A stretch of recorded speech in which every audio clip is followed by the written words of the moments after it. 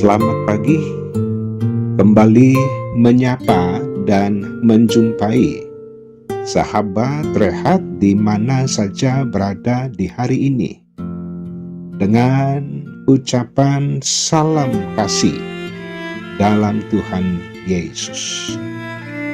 Mari dengan penuh rasa bahagia kita senangkan Tuhan kita dari dalam kehidupan kita. Di hari ini, firman Tuhan menjadi bahagian kita. Menyambut firman, mari berdoa.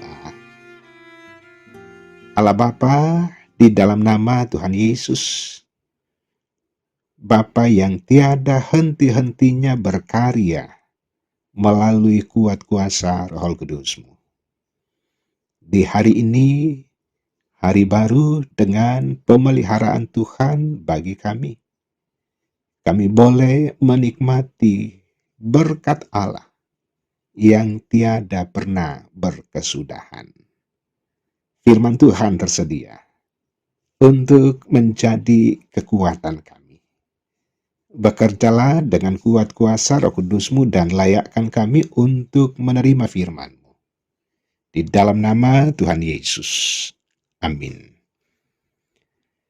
Yesaya 49 ayat 14 sampai 26.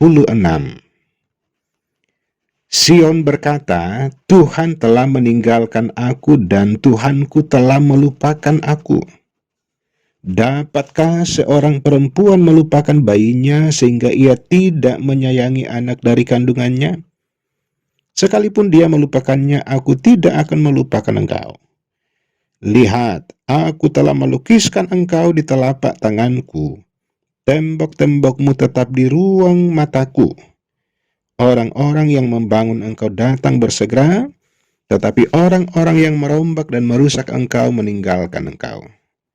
Angkatlah mukamu dan lihatlah ke sekeliling, mereka semua berhimpun datang kepadamu. Demi aku yang hidup, demikianlah firman Tuhan, sungguh mereka semua akan kau pakai sebagai perhiasan. Dan mereka akan kau lilitkan seperti yang dilakukan pengantin perempuan. Sebab tempat-tempatmu yang tandus dan sunyi sepi dan negerimu yang dirombak, sungguh sekarang terlalu sempit untuk sekian banyak pendudukmu. Dan orang-orang yang mau menelan engkau akan menjauh. Malahan anak-anakmu yang kau sangka hilang akan berkata kepadamu, tempat itu terlalu sempit bagiku, menyisihlah supaya aku dapat diam di situ. Maka engkau akan berkata dalam hatimu, siapakah yang telah melahirkan sekaliannya ini bagiku? Bukankah aku bulus dan mandul, diangkut ke dalam pembuangan dan disingkirkan? Tetapi anak-anak ini, siapakah yang membesarkan mereka?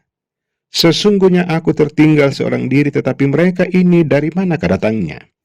Beginilah firman Tuhan Allah, lihat aku akan mengangkat tanganku sebagai tanda untuk bangsa-bangsa dan memasang panji-panjiku untuk suku-suku bangsa. Maka mereka akan menggendong anak-anakmu laki-laki dan anak-anakmu perempuan dan akan didukung di atas bahunya.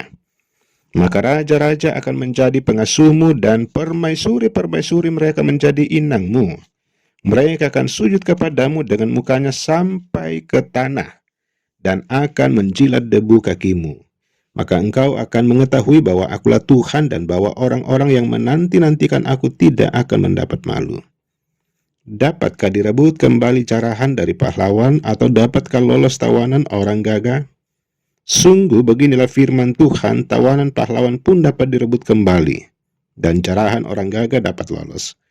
Sebab aku sendiri akan melawan orang yang melawan engkau, dan aku sendiri akan menyelamatkan anak-anakmu. Aku akan memaksa orang-orang yang menindas engkau memakan dagingnya sendiri, dan mereka akan mabuk minum darahnya sendiri, seperti orang mabuk minum anggur baru, supaya seluruh umat manusia mengetahui bahwa aku Tuhan adalah juru selamatmu, dan penebusmu yang maha kuat, Allah Yakub. Amin. Terlukis dalam telapak tangan Tuhan. Sahabat rehat, riwayat penciptaan manusia mengisahkan bahwa Tuhan membentuk manusia dari debu tanah dan kemudian menghembuskan nafas hidup ke dalam hidungnya sehingga manusia menjadi makhluk yang hidup. Kejadian 2 di ayat 7. Di sini ada dua tindakan Tuhan. Yang pertama, Tuhan membentuk manusia dari debu tanah. Bagaimana Tuhan menggunakan tangannya sendiri. Kedua, Tuhan menghembuskan nafas hidup. Artinya Tuhan menghembuskan firman-Nya. Hal ini mau mengatakan bahwa manusia memiliki kehidupan yang begitu unik dan istimewa di mata Tuhan karena merupakan hasil pekerjaan tangan dan firman Tuhan. Karena itu manusia sebagai gambar dan rupa Allah. Nabi Yesaya mengungkapkan kepedulian yang amat dalam terhadap umatnya. Sekalipun umatnya begitu seringnya melukai dan memberontak kepadanya. Bahkan tindakan Tuhan yang tidak pernah melupakan umatnya digambarkan dengan sangat menarik. Aku telah melukiskan engkau di telapak tanganku. Ayat 16. Berarti setiap kali Tuhan melihat telapak tangannya, Ia juga melihat kehidupan dan pergumulan umatnya. Sebagaimana melalui tangannya yang sejak semula mencipta dan membentuk manusia dari debu tanah, Ia pun bersedia mengulurkan tangannya untuk menolong dan memulihkan keadaan kita. Sahabat Rehat, jangan pernah beranggapan bahwa Tuhan tidak peduli dengan keadaan kita. Apalagi kalau Tuhan melupakan kita. Tetapi yang benar bahwa seberat apapun perjalanan kehidupan kita, pemazmur menyatakan di Mazmur 121 ayat 3-5, Ia tidak akan membiarkan kakimu goyah, penjagamu tidak akan terlelap, sesungguhnya tidak terlelap dan tidak tertidur penjaga Israel. Tuhanlah penjagamu, Tuhanlah naunganmu di sebelah tangan kananmu. Karena itu senantiasa percaya, berharap dan menyerahkan seluruh kehidupan kita ke dalam tangan Tuhan. Amin. Mari berdoa.